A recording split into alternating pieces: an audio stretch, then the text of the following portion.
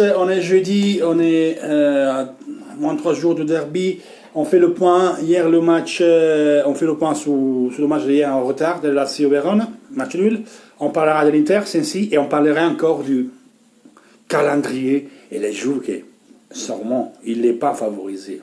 Non, peine, il n'est pas favorisé. Mais on va y arriver, on va y arriver. On commence Lazio Vérone. Lazio Vérone, un très beau match. Félicitations, toutes mes félicitations à Juric, pour son équipe qui joue vraiment bien.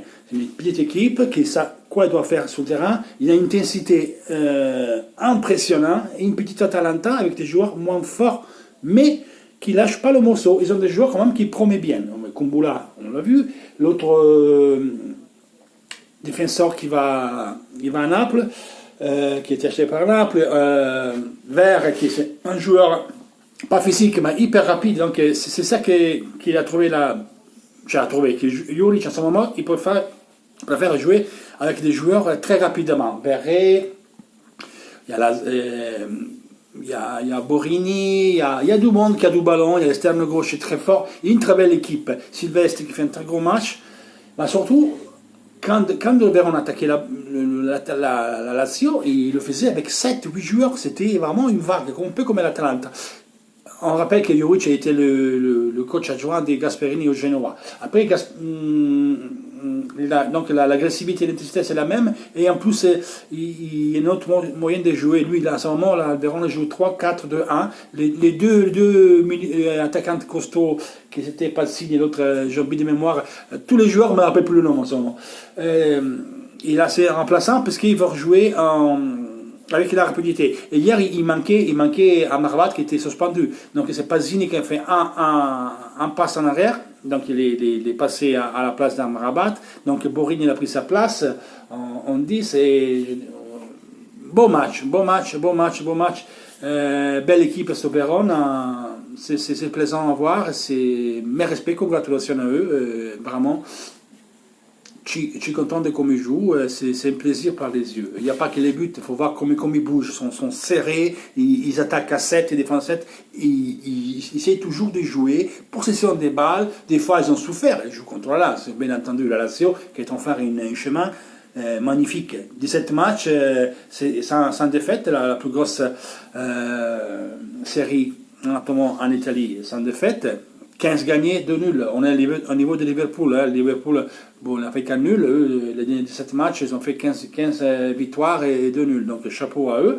Donc, ça peut arriver des matchs où tu n'arrives pas à marquer, où tu vas en difficulté, où ça ne rentre pas, le goal fait des arrêts. Sylvestre, il fait 2 gros arrêts. Il y a 2 poteaux, mais aussi Sakocha a fait deux gros belles parades. Et il y a eu 2 occasions que ça sort des...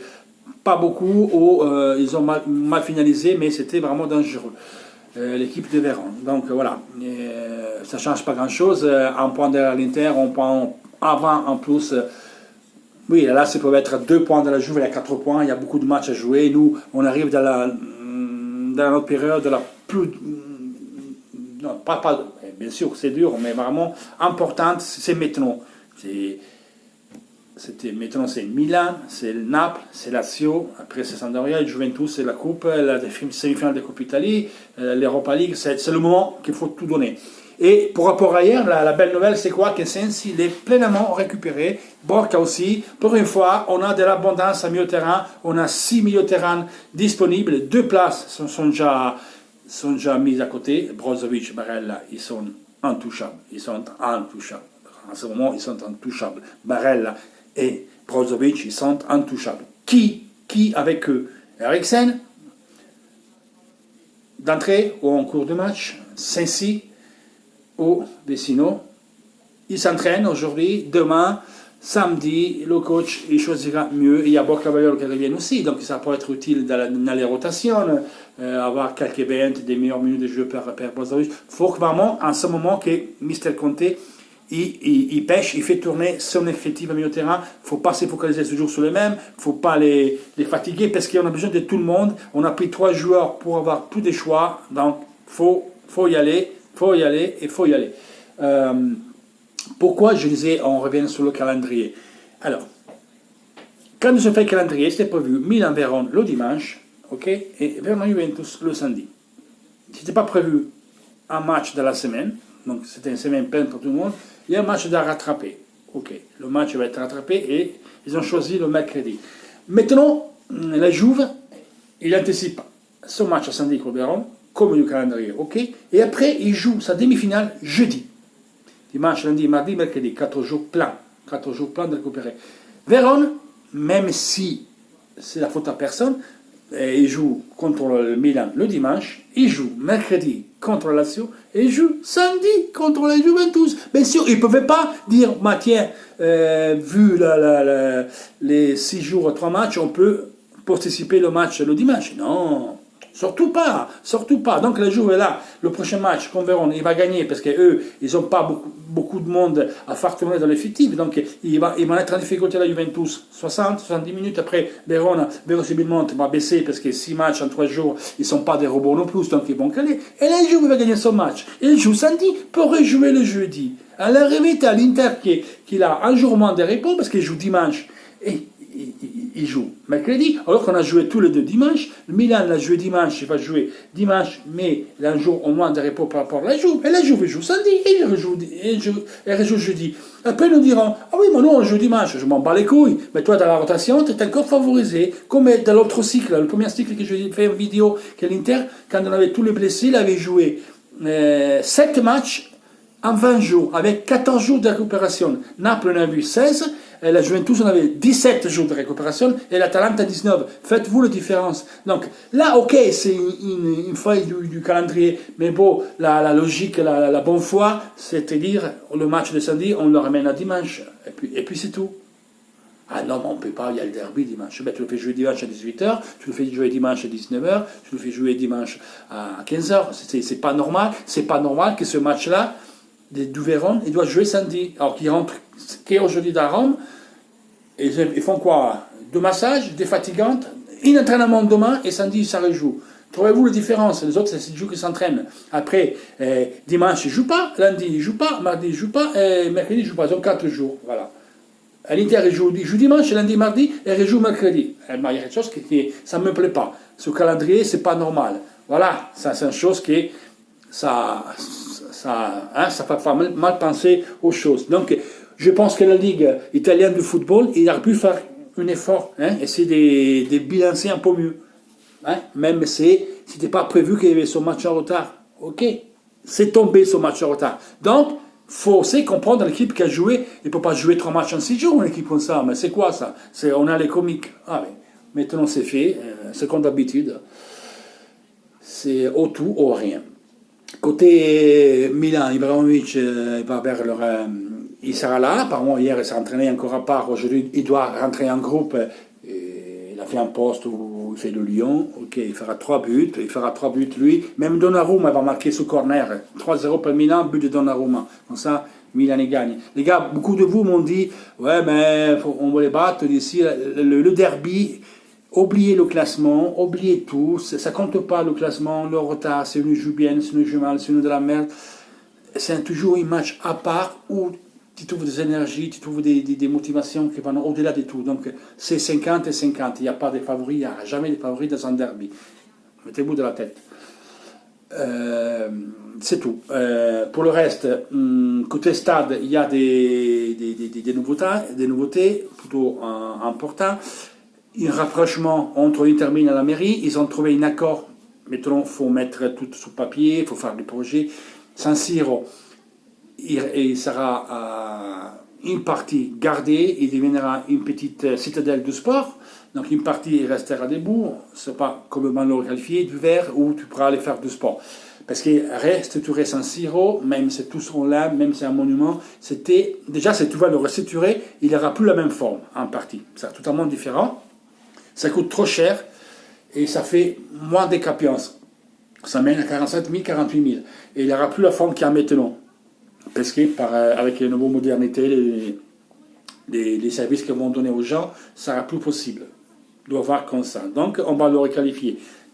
Ça, là, le maire de Milan, il s'est dit plutôt optimiste. Et par une fois, on est content parce qu'ils nous ont mené un projet où on va sauvegarder une partie des San Siro. Super, donc le stade à côté, on va voir qui va gagner des deux projets, qui aura la victoire. Il y a celui-là, ce deux anneaux, et il y a la cathédrale. C'est ce qui ressemble un peu les dômes de Milan. Moi, je préfère le dôme de Milan parce que c'est un symbole de Milan. J'aimerais que c'était ce stade-là. C'est un stade qui, quand je joue l'Inter, c'est tout noir-bleu. Quand c'est Milan, c'est rouge-noir. Une entrée chacun, Inter Milan, comme ça se passe à New York, modulable, de valeur d'1,2 milliard d'euros. Pourquoi le faire ensemble, pas chacun son stade?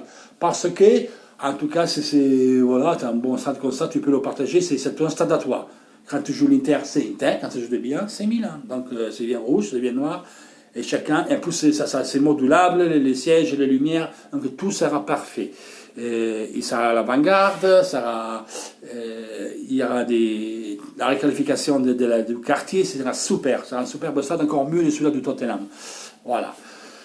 Et donc, ça, c'est le dernier nouveauté. Donc, pour une fois, on a de l'abondance à milieu de terrain. On a 6 milieux de terrain sur 7 disponibles. Ballottage.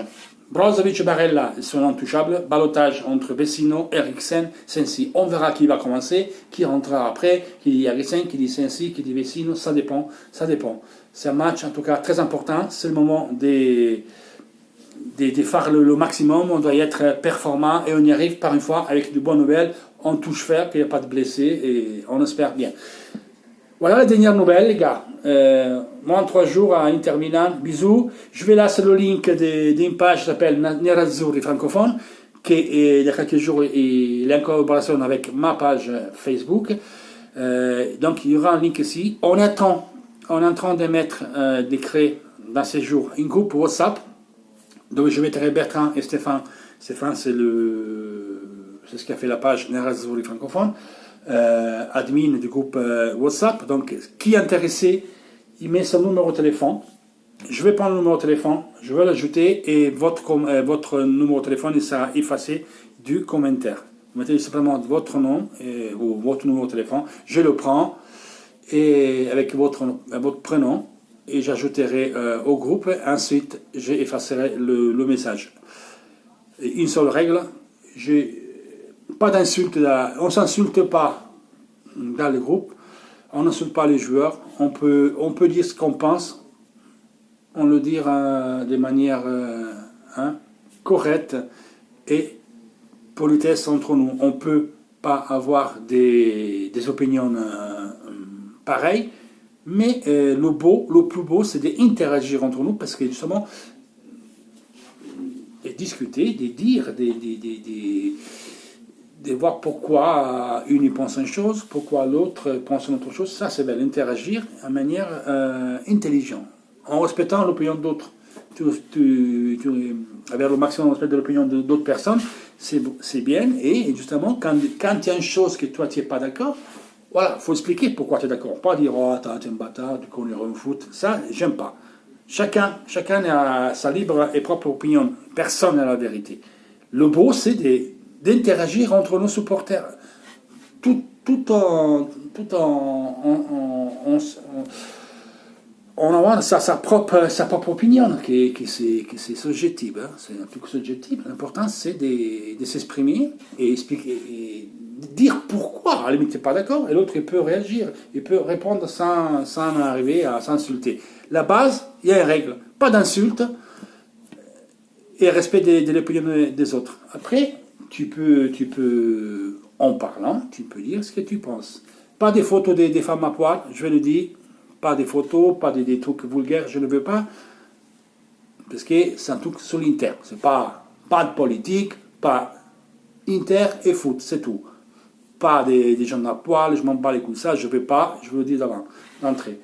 Donc, toujours Force Inter, qui est intéressé, il a son numéro de téléphone.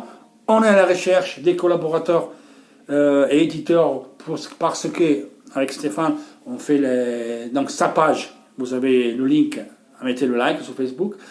Lui il sera modérateur de ma page, donc il postera ces trucs en français. À moi ça m'arrange parce que moi je parle avec Stéphane, j'amène les nouvelles italiennes, après il fait son article et après on le mettra en français, comme ça vous êtes vraiment renseignés. Tout ce que c'est l'Inter, et ça sera fait de manière objective, avec cohérence, et pas les rageurs. Les rageurs, on ne sera jamais là à rager, parce que moi, quand on se pose, on doit être quand même objectif. Même si ça me fait chier de dire à l'arbitre, c'est pas à cause de l'arbitre, ou on a mérité de perdre. Voilà, faut avoir, quand on fait des choses comme ça, il faut avoir l'objectivité, il faut avoir l'intelligence intellectuelle. Hein, comme Mourinho disait, la prostitution intellectuelle, on défendra toujours l'Inter, bien évidemment. Mais si j'ai envie de dire, ouais, on a perdu parce qu'il nous vole, parce qu'il fait comme ça, et que c'est pas vrai, voilà, ça c'est comme, on va pas faire comme les autres journalistes qui font protection intellectuelle. Nous, on va faire objectivité et support de l'Inter, bien entendu, on la défendra toujours, mais toujours avec objectivité, avec cohérence, pas rageur. Le rageur, ça sert à rien. Je peux rager pendant un match, après, quand c'est fini le match, je dois briefer, c'est ce que moi je pense, mais de manière objective. Voilà, tout ça. C'est ce qu'on veut apporter à vous tous pour vous donner un bon service. Donc, je vous invite à mettre like à la page de Stéphane, Nerazzurri francophone, de vous inscrire au groupe WhatsApp. Comme ça, on essaie de grandir, on essaie de faire une communauté encore plus qui bouge. On pourra se retrouver, organiser des rendez-vous une fois à l'année, on verra. Il faut commencer à grandir. Donc, autre. Les belles pages internationales.fr, les autres qu'il y a sur Facebook, ils terminent en français au.fr. Voilà. Il y a la page de Stéphane où il essaie de l'apporter avec cohérence et objectivité. C'est ce qui se passe vraiment à l'Inter. Donc vous aurez tout, mercato, mais de manière cohérente. Il y aura aussi mes vidéos, je pense que Stéphane va partager sur sa page. Voilà. Donc inscrivez-vous, même le groupe WhatsApp. Laissez votre numéro de téléphone et je vous ajouterai. Bisous, toujours Force Inter.